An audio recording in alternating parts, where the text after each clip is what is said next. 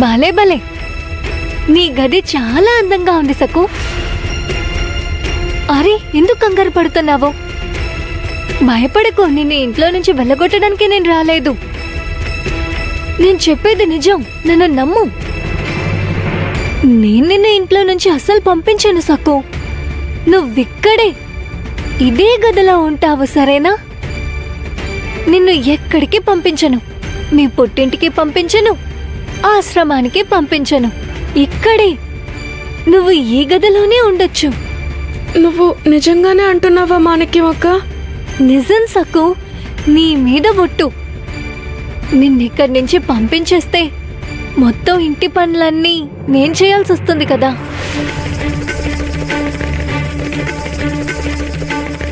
నీ గది చాలా బ్రహ్మాండంగా ఉంది, నిజంగా నాకు నచ్చింది.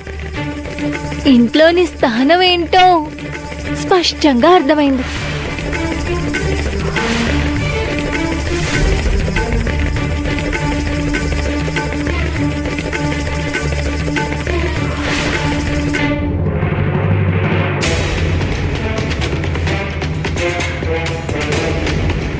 అమ్మా అమ్మా, అరే ఈ మాణిక్యానికి మతిపోయిందా ఏంటి?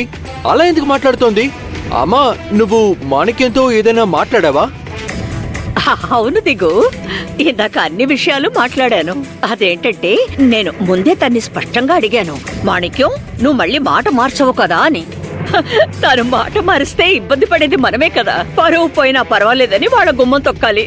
అందుకే ముందుగా తన అంగీకారం అడిగాను. నమ్మలేకపోతున్నానమ్మా. నువ్వు నిజంగానే నాకు మాణిక్యానికి పెళ్లి చేద్దాం అనుకుంటున్నావా? అవును దిగు, నీకు కూడా ముందే చెప్పాను కదా. అయ్యో అమ్మా, నువ్వేదో కోపంలో అంటున్నావేమో అనుకున్నాను. దిగు, నేను నీకు ప్రేమగా చెప్పాను, కోపడ్డాను, బెదిరించాను. అయినా నువ్వు ఆ సక్కు జాసులో నుంచి బయటికి రావడం లేదు. ఆ మూర్ఖురాలు వల్ల మనకి సమస్యలు తప్ప ఏ లాభం లేదు. అది నీ జీవితాన్ని నాశనం చేస్తుందిరా. ఇంత విడమర్చి చెప్పినా దాన్ని నువ్వు వదలట్లేదు. ఇప్పటికీ దాని కొంగు పట్టుకునే తిరుగుతున్నావు నువ్వు. కానీ నేను నిన్నలా వదిలేయలేను. నా జీవితంలా నీ జీవితం మూడు వారిపోకూడదు. అయ్యో అమ్మా, అందుకని నేను ఆ మాణిక్యాన్ని పెళ్లి చేసుకోవాలా? ఇలా చూడు దిగు, మనం బురదలో కూరుకుపోయాం, బయటికి రావాలి కదా. లేదు అమ్మా, మన అనవసరంగా తొందరపడుతున్నామేమో అనిపిస్తోంది. మనం సరే, మంచిది, నేను నీకు అవకాశం ఇస్తాను. ఇది ఫలిస్తే ఈ సమస్య పరిష్కారం అవుతుంది. సకుని ఊళ్ళో దండోరా వేవని చెప్పు. గ్రామస్తులందరికీ క్షమాపణ చెప్పమని చెప్పు. ఇలా చేస్తే ఈ సమస్య పరిష్కారం అవుతుంది. ఏమంటావు? వెళ్ళు. అమ్మా, ఇది చాలా తేలిక, పెద్ద కష్టమేం కాదు. తను నా మాట వింటుంది. సకుకి నేను చెప్తాను. ఒకవేళ సకు ఒప్పుకుంటే? నేను నీకు మాట ఇచ్చాను కదా, ఇక ఈ సమస్య పరిష్కారమైనట్టే.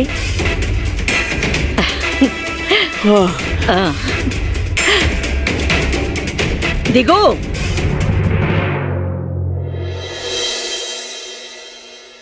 ఒకవేళ సక్కు కాదు కూడదు అంటే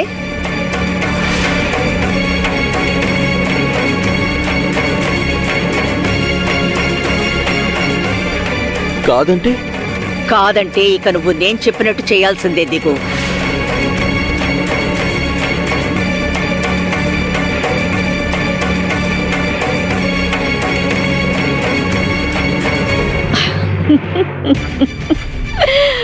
నువ్వు ఎంత అమాయకుడువిరా దిగు.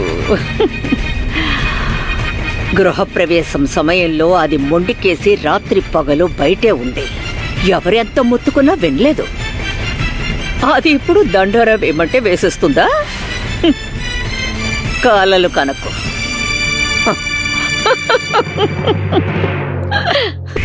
దిగంబరరావు మాణిక్యానికి సొంతం. ఆయన్ని నాకు కాకుండా చెయ్యాలనుకున్న వాళ్ళని నేను అస్సలు వదిలిపెట్టను.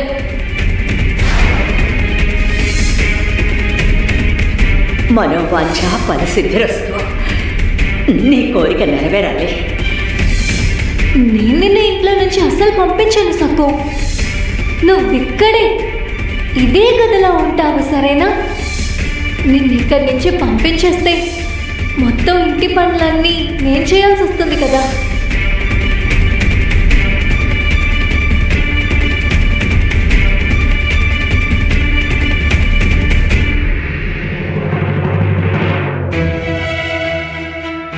సకు,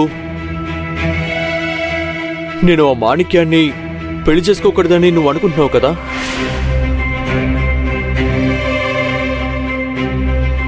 నేను నిన్నే అడుగుతున్నాను సకు, నేను మాణిక్యాన్ని పెళ్లి చేసుకోకూడదని నువ్వు అనుకుంటున్నావు కదా? మరి ఎందుకు ఇలా మొండి పట్టు పడుతున్నావు? మా అమ్మ చెప్పినట్టు చేస్తే సమస్య తీరిపోతుంది. మీ అమ్మ నాన్న తప్పు చేశారని నువ్వు ఒప్పుకోవచ్చు కదా. స్వయంగా మీ వైద్యుడి తాతయ్య వచ్చి చెప్పి వెళ్లారు. ఏమండి, ఇలా చూడండి, నేను మీ కాళ్ళకి దండం పెడతాను. ఒకే ఒక్కసారి నా తృప్తి కోసం మీరు అనుమతిస్తే వైద్యుడి తాతయ్యని కలిసి వస్తానండి. ఒక్కసారి వెళ్ళొస్తానండి. సరే, నేను కూడా నీతో వస్తాను. పద, ఇప్పుడే బయలుదేరదాం. అమ్మా అమ్మా అమ్మా అమ్మా, అది అరే, ఏమిటి? ఏమైంది? ఎందుకు ఇలా కేకలు పెడుతున్నావు? ఎవరు కొంపట్టుకుంది యమునా? నీ కోడలు క్షమాపణ చెప్పడానికి సిద్ధంగా లేదు. తను దిగుని తీసుకుని వైద్యుడిని కలవటానికి వెళ్తోంది. వెళ్తే వెళ్ళనివ్వు. వెళ్ళని యమునా, సంతోషంగా వెళ్ళనివ్వు. వాళ్ళిద్దరూ అక్కడికి వెళ్తే నాకేంటి నష్టం? నాకే సమస్య లేదు. కానీ ఒకవేళ వాళ్ళు వైద్యుడిని కలిశాక ఏమిటి? ఏమవుతుంది? అరే, నేనేమైనా ఆయన చేత చెప్పించానా? ఆయనే చెప్పారు. వైద్యుడు గారే మన ఇంటికి స్వయంగా వచ్చి విషయం చెప్పారు. మరి మనమెందుకు భయపడాలి? భయపడక్కర్లేదు కదా. ఆ సక్కు ఆకాశాన్ని పాతాళాన్ని ఏకం చేసినా ఎటువంటి ఫలితం ఉండదు.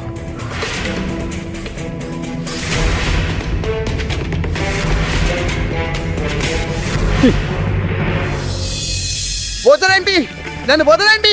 అయ్యో, ఆవేశపడకు, ఆవేశపడకు. వదలండి. చెప్పేది విను. అసలు నువ్వు వైద్యుడివా కసాయి వాడివా? మా అమ్మని చంపాలని కంకణం కట్టుకున్నావా? వదలండి, నన్ను వదలండి. శాంతించు, నా మాట విను. అసలు ఏం మంది ఇచ్చాడు? అది వేసుకున్నప్పటి నుంచి మా అమ్మకి వాంతులు అవుతూనే ఉన్నాయి. ఆవిడ పరిస్థితి ఇంకా విషమించింది. ఈ రోజు నేను ఈయన్ని ఊరికే వదలను. శాంతించు, నా మాట విను. వదలండి. అయ్యో అయ్యో, ఆగండి వదలండి. ఆగండి, వద్దండి, తొందరపడకండి. ఎందుకు ఇలా చేస్తున్నారు? ఆయన వయసుకు మర్యాద ఇవ్వండి. అరే, ఆయన కూర్చొని నిద్రపోతున్నాడు, అందుకే తప్పుడు మంది ఇచ్చాడు. ఈయనిచ్చిన మందు వేసుకుంది. ఇప్పుడు మా అమ్మకి చావు పట్టుకుల్లా ఉంది. ఈ నిండు కుదిరేయాలి.